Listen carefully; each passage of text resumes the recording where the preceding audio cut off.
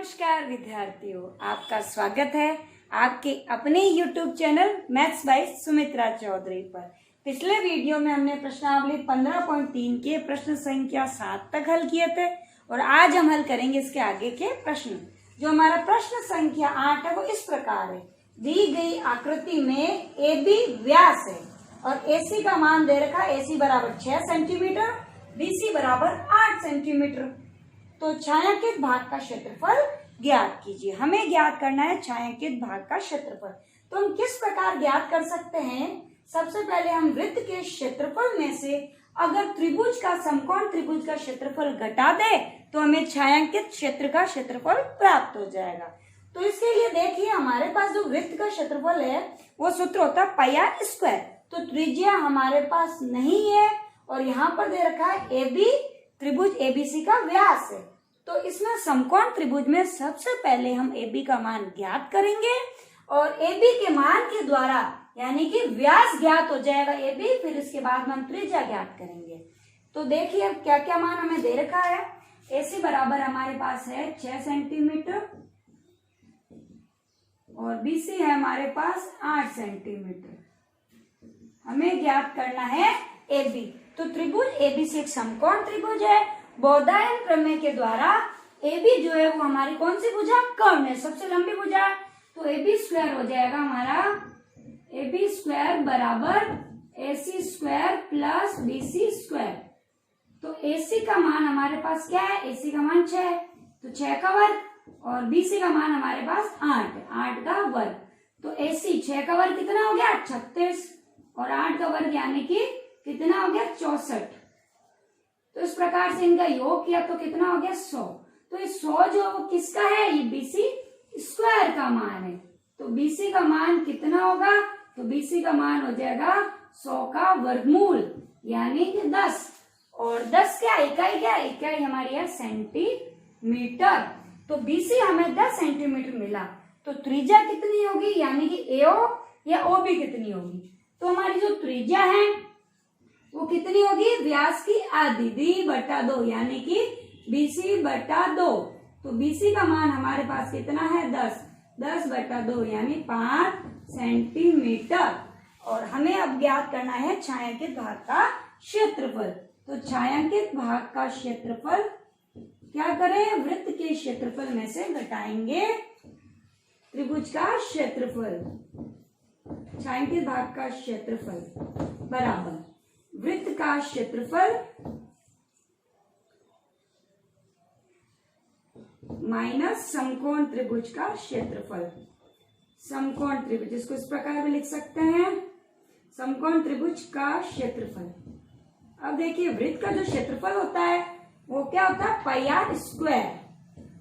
और समकोण त्रिभुज का होता है 1/2 आधार गुणा ऊंचाई। अब देखिए हमारे पास पाई का मान होता है 22/7 और त्रिज्या का मान हमारे पास 5 है, 5 गुणा 5 माइनस 1/2 आधार। आधार कितना है हमारे पास? तो यहाँ पर एक भुजा हमारी आधार है, एक हमारी ऊंचाई है। तो आधार को आप लिख लीजिए 6, ऊंचाई को लिख लीजिए 8। तो यहाँ पर देखिए कट जाएगा 2, किसी से भी काट सकते हैं, 6 से या फिर 8 से। तो ये हो गया 3, यहाँ पे कुछ भी नहीं कट रहा है।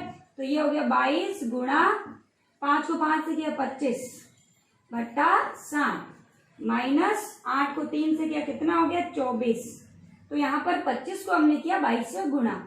25 को 10 से करते हैं 250, 20 से करते हैं 500 और ये हो जाएगा हमारा 550। तो 550/7 माइनस 24। तो यहाँ पर भाग लगाने पर क्या आएगा? देखिए 55 में लगाना हमें 7 का भाग। तो 7 49। तो ये हमारा हो गया 7 पॉइंट। पीछे कितना बचा? 6 और 0 यानी कि 7 8 56। फिर बचेगा 4 0। तो 4 0 यानी कि 5 4 35 इस प्रकार से। और ये हमारा हो जाएगा, यहाँ पर देखिए पॉइंट दशमलव कहाँ लगेगा? दशमलव लगेगा 78.5, 0 भी है। और ये हो जाएगा हमारा -24। अब हमें 78 में से क्या घटाना है? 78 में से घटाना है 24। तो 0.5 तो हमारे पास है ही पहले से, और अगर दशमलव के 2 स्थान तक लेंगे तो कितना आ जाएगा? 35 हमारा आया था, 5 और 0 बच रहा था, तो पीछे क्या बचेगा? तो यहाँ पर हो जाएगा हमारा 7। तो यहाँ पर देखिए कितना होगा, 8 में से 4 गया 4, और 7 में से 2 गया, कितना हो गया? 5। तो ये हो गया 54.57 सेंटीमीटर स्क्वायर। तो ये हमने क्या किया? छायांकित भाग का क्षेत्रफल ज्ञात किया। अब देखिए जो प्रश्न संख्या 9 है वो इस प्रकार दी गई आकृति में छायांकित डिजाइन का क्षेत्रफल ज्ञात कीजिए, जहाँ ABCD भुजा 10 सेंटीमीटर का एक वर्ग है और इस वर्ग की प्रत्येक भुजा को व्यास मानकर अर्धवृत्त खींचे गए। तो यहाँ पर वर्ग की प्रत्येक भुजा कितनी है? प्रत्येक भुजा हमारे पास है 10 सेंटीमीटर। और सबसे पहले हमें क्या करना है? AB जो है वो हमारा अर्धवृत्त का व्यास है, तो व्यास बराबर, यानी कि व्यास को हम क्या कहते हैं? Diameter D। तो व्यास का मान हमें दे रखा है 10 सेंटीमीटर। तो व्यास किसका है? अर्धवृत्त का। तो त्रिज्या हमारी कितनी हो जाएगी? D/2, यानी कि 5 सेंटीमीटर। और हमें क्या ज्ञात करना? छायांकित भाग का क्षेत्रफल। देखिए हम किस प्रकार छायांकित भाग का क्षेत्रफल ज्ञात कर सकते हैं। तो छायांकित भाग का क्षेत्रफल बराबर क्या हो जाएगा? तो छायांकित भाग के क्षेत्रफल के लिए हम सबसे पहले क्या करेंगे? हमारे पास अर्धवृत्त कितने हैं? अर्धवृत्त हमारे पास है, कुल अर्धवृत्त है 4। तो हम क्या करें? 4 अर्धवृत्त के क्षेत्रफल में से अगर हम वर्ग का क्षेत्रफल घटा देते हैं तो हमारे पास छायांकित भाग का क्षेत्रफल हमें प्राप्त हो जाएगा। तो ये सबसे सरल और आसान विधि है। दूसरी विधियों से अगर हल करें तो काफी कॉम्प्लिकेटेड है। तो हमें क्या करना है? वर्ग में से अर्धवृत्त नहीं घटाना है। 4 अर्धवृत्त है तो 4 अर्धवृत्त के क्षेत्रफल में से अगर वर्ग का क्षेत्रफल घटा देते हैं तो ये बीच का डिजाइन का क्षेत्रफल हमारे पास आ जाएगा। छायांकित भाग का क्षेत्रफल या फिर डिजाइन का क्षेत्रफल। तो यहाँ पर हो जाएगा हमारे पास 4 गुणा अर्धवृत्त, और 4 अर्धवृत्त को हम और क्या लिख सकते हैं? 4 अर्धवृत्त को हम ये भी लिख सकते हैं 2 वृत्त का क्षेत्रफल। तो 2 अर्धवृत्त मिलकर क्या बनाता है? 1 वृत्त बनाता है। तो 4 गुणा अर्धवृत्त का क्षेत्रफल माइनस वर्ग का क्षेत्रफल। तो अर्धवृत्त के क्षेत्रफल का सूत्र हमारे पास क्या होगा? तो 4 गुणा अर्धवृत्त, वृत्त का कितना होता है? πr²। तो अर्धवृत्त का हो जाएगा हमारे पास πr² / 2 माइनस वर्ग। तो वर्ग का क्षेत्रफल कितना होगा? भुजा स्क्वायर, तो भुजा का वर्ग। तो यहाँ पर भुजा कितनी दे रखी है? भुजा हमें दे रखी है 10 सेंटीमीटर, और पाई के स्थान पर यहाँ पर क्या मान रखना? 3.14। तो यहाँ पर देखिए कट जाएगा इस प्रकार से, और ये हो जाएगा 2 गुणा वृत्त, 2 गुणा πr², 2 गुणा 22/7, और त्रिज्या हमारे पास 22/7 नहीं लेना, हमें लेना है 3.14। और त्रिज्या हमारे पास कितनी है? त्रिज्या हमारे पास है 5 सेंटीमीटर। तो 5 गुणा 5 और माइनस भुजा स्क्वायर। तो भुजा का मान हमारे पास कितना? वर्ग की प्रत्येक भुजा कितनी है? 10 सेमी। तो 10 का वर्ग, इस प्रकार से। तो यहाँ पर देखिए कैसे गुणा करना है। 5 को 5 से किया 25, 25 को किया 2 से गुणा, तो हमारे पास हो गया 50, इस प्रकार से। और 10 का वर्ग क्या होता है? 10 का वर्ग होता है 100। अब देखिए हम किस प्रकार से गुणा करेंगे, आसान, हमारा उत्तर जो जल्दी से जल्दी प्राप्त हो जाए। तो मान लीजिए दशमलव यहाँ नहीं है, यहाँ भी 2 अंक के बाद है। अगर हम यहाँ दशमलव मान लेते हैं इसके स्थान पर, तो इसका मतलब 314 को क्या करना है? 0.5 का मतलब क्या होता है? आधा। तो आधे से करना है गुणा। तो यहाँ पर हमें 314 का करना है आधा। तो 314 का आधा कितना हो जाएगा? 157। या फिर इसको इस प्रकार से भी कर सकते हैं, इसको करना 50 से गुणा, यानी कि 100 से गुणा करके उसका कर दो आप आधा। तो आप 100 से गुणा करोगे और फिर आधा करोगे तो ये आएगा 2 के बाद हमें लगाना 1, 2 दशमलव, तो भी हमें उत्तर 157 ही प्राप्त होगा। माइनस 100, तो कितना हो जाएगा? 157 में से गए 100, कितना आ गया? 57 सेंटीमीटर स्क्वायर।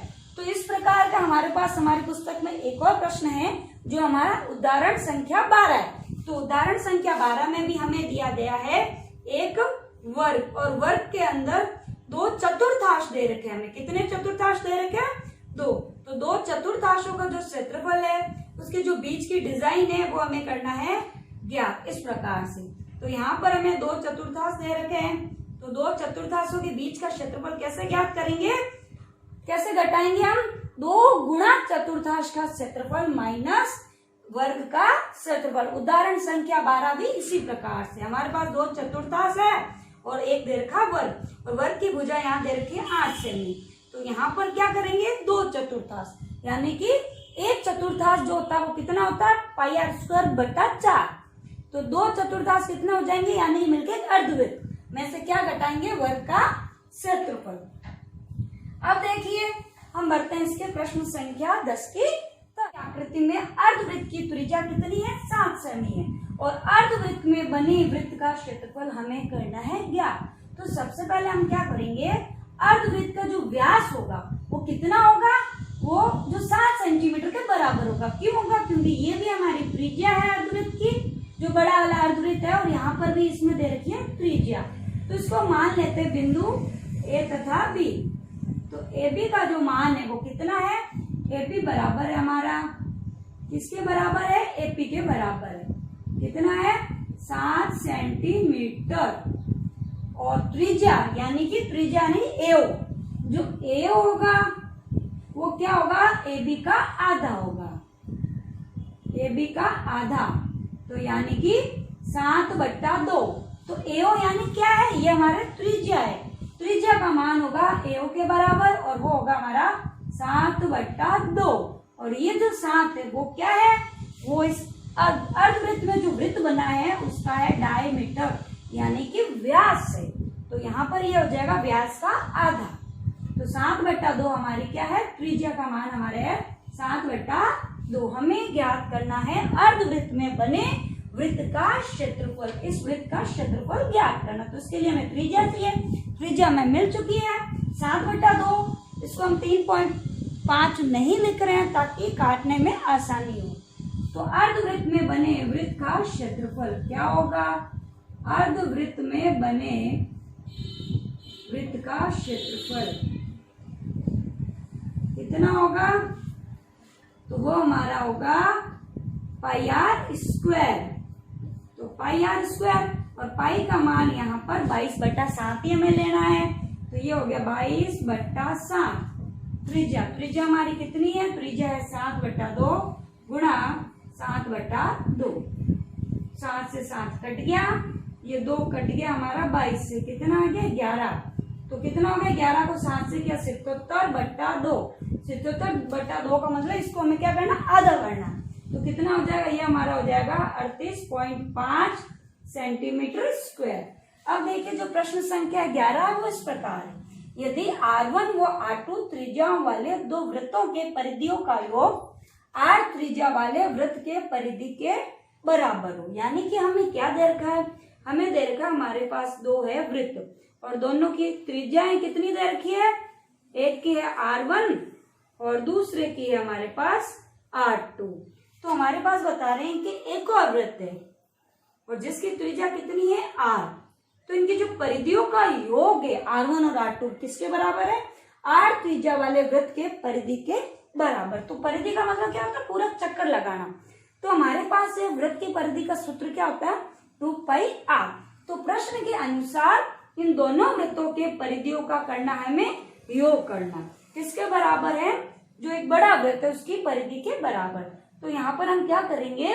परिधि का सूत्र होता है हमारे पास 2πr, यानी कि 2πr1 प्लस 2πr2। तो r हमारे पास बड़ा है तो r1 बराबर हो गया 2πr। अब देखिए इनमें से कुछ कॉमन आ रहा है क्या? तो हमारे पास कॉमन आ रहा है 2π कॉमन आ रहा है, तो यहाँ पर क्या बचेगा? r1 प्लस r2 बचेगा और यहाँ पर 2πr। तो देखिए कुछ कट रहा है क्या? तो हमारे पास एक कट रहा है, 2π से 2π कट गया तो क्या बचा? r1 plus r2। तो r1 प्लस r2 कितने बराबर है? किसके बराबर है? ये r के बराबर। तो यहाँ में से कौन सा ऑप्शन है जहां पर आ रहा है r1 प्लस r2 बराबर r? तो वो हमारा पहला ऑप्शन है, यानी कि ए जो उत्तर है वो सही है। तो इस प्रकार से इसको हल करना है। अब देखिए प्रश्न संख्या 12 है वो इस प्रकार है। 14 सेमी भुजा वाले वर्ग में बने अंतःवृत्त की परिधि होगी। अंतःवृत्त का मतलब है वर्ग में एक अंतःवृत्त बना। लेकिन जो यह प्रश्न जो है, हमने इसी प्रश्नावली का जो पहला प्रश्न है सेम वही प्रश्न है यहाँ, तो उसमें पहला वीडियो देखना, उसमें पूरा हल किया है हमने। तो वहां पर हमें उत्तर जो प्राप्त हो रहा था वो था 44 सेंटीमीटर। आज के लिए इतना ही, धन्यवाद।